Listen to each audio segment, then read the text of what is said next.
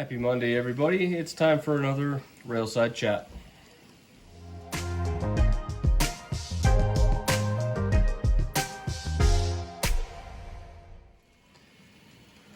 Well, at this point, welcome to the new year. I hope everybody had a good Christmas season and got to run their trains a bunch. I know I did. I had quite a few updates over my little break here. I first and foremost have been in touch with ESU about the decoders burning up engines problem, and had a good long talk with them and went over some possibilities of what might be happening. I gave them some of my theories on what's going on, and I think we came to a conclusion that we might know what's happening, but I did end up sending back my cab control remote for them to take a look at, to go over some of the issues I was having with it. And the guy that I spoke to there was very knowledgeable and patient with me, and made sure he went over every little piece of information that I had. So it was nice to actually talk to someone and feel like they were trying to take care of me. I'm relatively confident it's not the ESU system that is causing the problems, but more a combination of some things. And when I actually get some more information back from them, of course they were kind of on holiday break as well, I will release that to the community. But essentially what I think I'm coming up with is ESU doesn't have the same type of soft start that, say, some other train control systems would have. And if I'm running a lot of engines on the layout at once like I am now, should there be a short or I stop it for whatever reason, coming back on, this particular unit was not configured to reset everything at 0. Everything just went back to its previous settings. And what ended up happening is there is a surge of current to the track. Now, normally, if the current was too high, this would kick out. I did lower the threshold for that, and so far I haven't had any issues. It's currently set at 4 amps instead of 5 amps. And I believe what might have been happening is, if there was a decoder that was, we'll say, weak, they would burn up at that point, as the current was just flowing to the tracks. Because essentially, even if a DCC unit isn't running, it is pulling a little bit of current just to talk to the system. And if you got a lot of stuff on the layout, a bunch of power has to be dumped in those tracks for all of those things to turn on at once.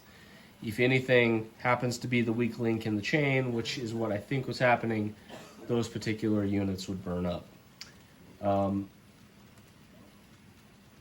Everything that I've had happen so far, for the most part, has been under warranty, and everybody's been really good about it. The Broadway units I've been struggling with all came as refurb units.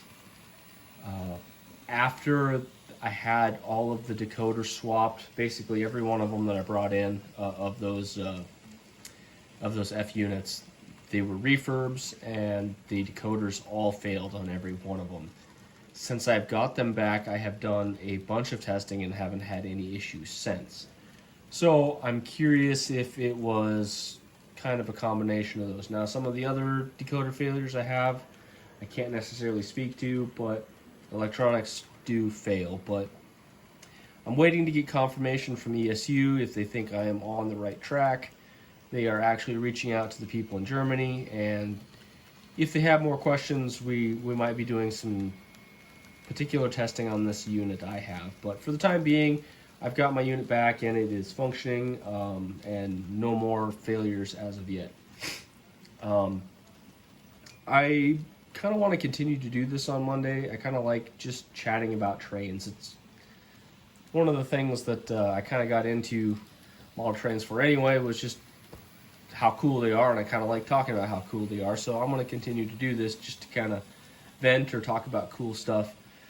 I brought this up last time. I've got those two GP40-2Ws sitting there in the Canadian National colors. I am putting a lot of hours testing those just because of my issues with Atlas. I even ended up buying a second one just to make sure it wasn't a fluke, and so far these have been so much fun, so excellent.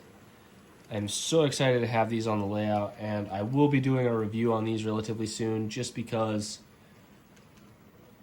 I finally have some GPs that I can do some good switching work with, and they need very little to be really awesome runners. And the only downside I have with these is they don't run real well on my secondary tracks because of the steep grades.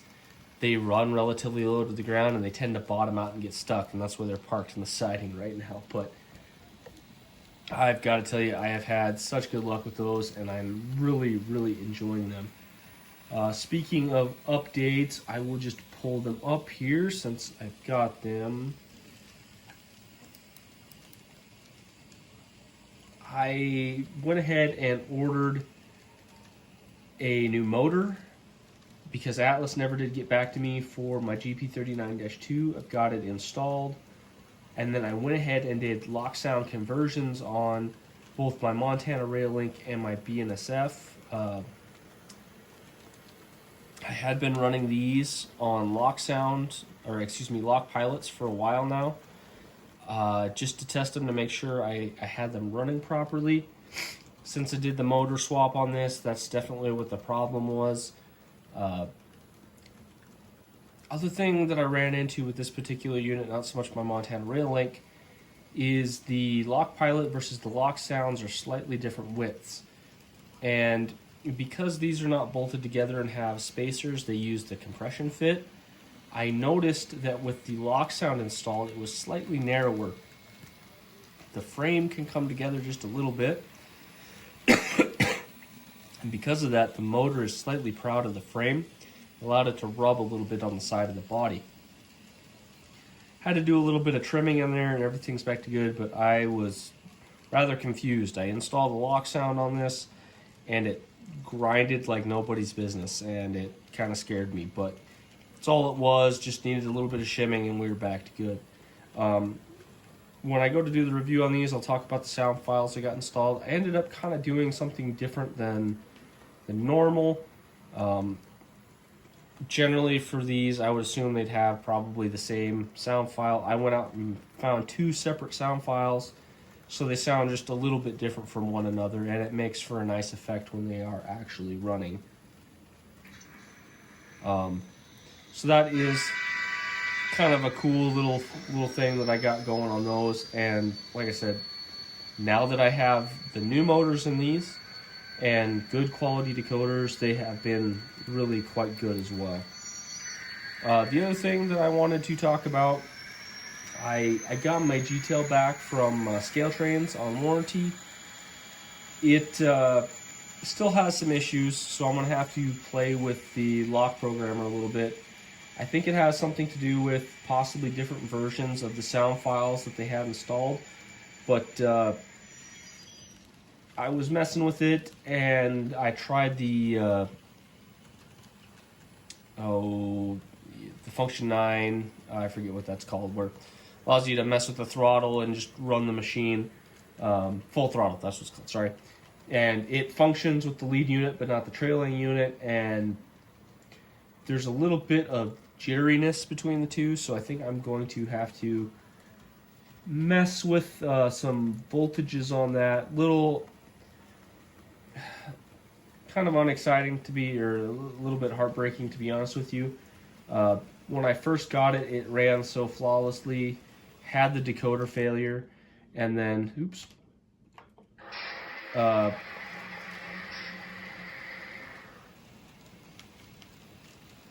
now it just seems like it runs a little bit wonky. I did also have to do one little thing on it. When I got it back, the light did function properly for the most part on the tender. It is still breaking in, so it has a little bit of light jitteriness, which is, they told me it was going to happen. I'm not sure why. It should run a little smoother than it does, but told me to give it some run time, and I'm doing so. But I ended up having to swap the couplers. One of them ends up running a bunch lower than the other, and if you put any significant load behind this, the couplers were not aligned properly enough, and they would kind of twist a bit and just pop apart. Ended up swapping them, and they ended up lining up a whole bunch better. So I'm not sure why that is, but it was. And I tried swapping them back, and it wasn't like just taking them off and putting them on was what the issue was. They're legitimately spaced different, and I don't know why. So if you run into that on yours, try swapping your couplers around and see if it runs a little bit better. Slow speed control on this thing is quite excellent. They do run really well together. It's just when you start getting up into 20 to 30 speed steps, they kind of tend to have a lot of lash between each other, and it seems like they're fighting one another. I don't know how to explain it, but they're not as smooth as I was hoping they'd be. They're a very premium engine. I kind of expected some premium use case out of them, but I did go ahead and just get some things done for myself personally. I had family here, and I needed to get some weathering done and whatnot, so I wanted to play with those pan pastels that were recommended to me, so I went ahead and got my cars that I want to use for my wood chip ones, and I just played with the rust colors and kind of slapped together a decent look on them. I'm not 100% sold that is the look I'm going to be finalized with on those, but they do look a bunch better than when I started. So I might go over how I did that in a video coming up, but realistically I kind of just bypassed that step. I am going to do a video on how I print my spacers. I have to fix my 3D printer, so that's going to be offset just a little bit. And then we will go ahead and glue the wood chips to those spacers and get them installed in the cars here as they come around. I want to go over how I build. They're essentially just a tabletop that fits directly inside these, and then you can put the wood chips on top of them. I think I will permanently install. Some people can choose to take them in or out. It's totally up to you. I think I'm going to permanently install on all of these. But yeah, one of the other things that I picked up as a Christmas present to myself, I did get this is not a Christmas present, but this is a used AC 4400. I got on super clearance on eBay, totally scammed it. I've been testing it. I ran into the same issue with it as I did the Kato Gevos, so I want to go over that in a review moving forward. And this is what I wanted to show off because, boy, are these things cool. These are Athearn tank cars. They've got the connecting hoses running between each of them. And I won't get into everything because I'm definitely going to review them, but man, they're awesome. I really have been enjoying these. So if you run into a set of these on sale, I would definitely try to pick them up. They have been excellent. Also, these BNSF cars. These are the new micro trains. Just standard 50-foot boxcar. Body mounted couplers, had no idea. They have been so good. I've just really been enjoying them. Pick them up if you see them. I'm gonna do a review on them in the next couple weeks here because they really are very excellent. I've been really enjoying them. Also picked up some Intermountain intermodal. What's what I'm looking for? It's not Wellcar. Sorry. What are these? Auto racks. Sorry. I picked up a BNSF auto rack and an old Santa Fe Burlington Northern, the old logo one. Honestly, I thought they were going to be troublesome, like those Intermountain,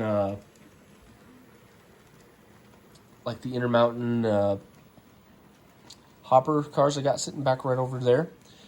and they've been excellent. Even with the standard couplers they come with, or the standard, you know, long shank Microtrains knockoff wheel sets, they've been awesome. Also, while these are going by, I picked up a couple Broadway RSD15s. Hope to review those in the next few weeks. I really want to put some run time on them, make sure we're doing really good. So far, they've been really cool. I've really been enjoying them. I brought back in a couple of switchers from Broadway as well. I wanted to do a re-review with 2 of them to see if they functioned a little bit better. I'm still a little bit on the fence about those. I did some weathering on them just to try my hand at it. I think I will probably let them go in the future, but I'll save it for my review, but definitely 2 is better than 1 when it comes to those. But yeah, just kind of wanted to have another chat. I really like having these. I just enjoy talking about cool stuff when it comes to model trains. So good Railside chat, everybody. Patrons, I am going to be posting a video for you guys, probably today, maybe tomorrow, that will have all of my my stuff for sale in my first yard sale. It's not great stuff by any means. I need to get rid of some of my older things first. Feel free to make an offer if it's something that I can make work and I'm okay with the offer. I will do my best to work out to get it shipped to you as cheap as we possibly can, and you know, a deal for you that helps me go forward and purchase more engines for review. Come the 15th, if everything isn't sold, I will put that video up on this channel. Any subscriber or passerby that would like to make an offer on any of those, please do. When everything's sold, I will take the video down. At the end of the month, if everything hasn't sold, I will be putting that stuff on eBay. Again, I am just thinning down my personal collection. I am purchasing higher end rolling stock, so my personal stuff I want to be really reliable, high-end rolling stock, just because that's the way the hobby works for me. I can't expand my layout yet or anything like that, so all money goes to, you know, upgrading my personal set of rolling stock, upgrading and maintaining a good set of review rolling stock. I want high-end, I want, you know, mid-tier, and I want, you know, cheap stuff to run with all of my engines I review, as well as my other pieces of rolling stock, just to make sure everything works well with one another. So I'm curating my collection down to work with that, and then moving forward I will be purchasing, you know, stuff strictly to review and resell back to the community. So that will be in a totally different fund, but my yard sale stuff is going to help to go to fund to be able to do that. I need a certain amount of money there to start with before I can start buying engines strictly to resell, to keep the review process going. So anyway, thanks for stopping by, everybody. I'll see you this Wednesday. Hopefully I can put together a decent empty wallet Wednesday, and gonna look at those Concord auto racks this Friday, get that review taken care of. Spoiler warning, they're really good if you know what you're doing, so we'll get into that in the review. And then this Sunday we are going to look at the Bachmann Dash 8 that I have been putting some serious runtime on, trying to get some of the kinks worked out of. But cool little engine, and I get a lot to say about it. So I will see you guys then. Have a good rest of your week.